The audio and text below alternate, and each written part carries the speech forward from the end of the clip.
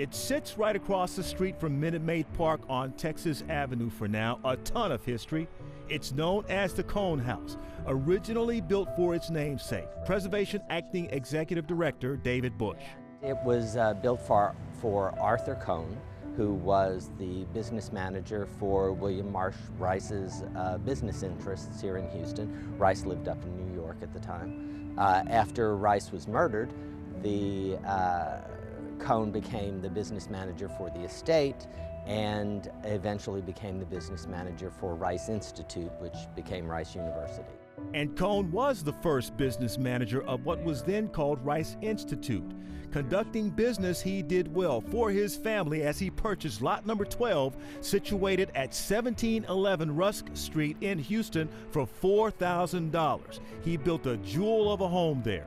It's really one of the last surviving remnants of what was a very significant neighborhood through the earliest century of Houston's history. The Cone House is an unusual example of colonial revival and sort of Queen Anne architecture. We used to have a lot of it here in Houston. We don't anymore. So here's the question.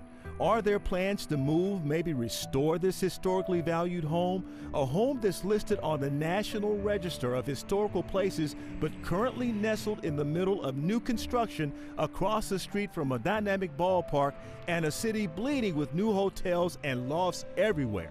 There have been a couple of plans for the house. One was for it to be part of a heritage visitor center.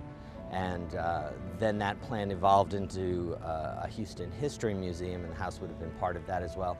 That plan, however, didn't come to fruition. And so right now, I think the house is kind of in limbo. At least until the city, the current owner of the Cone House, makes a decision about its fate. In the meantime, remember, Bush is a preservationist of all things historical. He's at least encouraged by what he's seen to this point. It's encouraging that the city has taken the efforts to move it, to keep it safe. So in that sense, we have hopes for its future. And a past too valuable to ignore. Nate Griffin, Fox 26 News.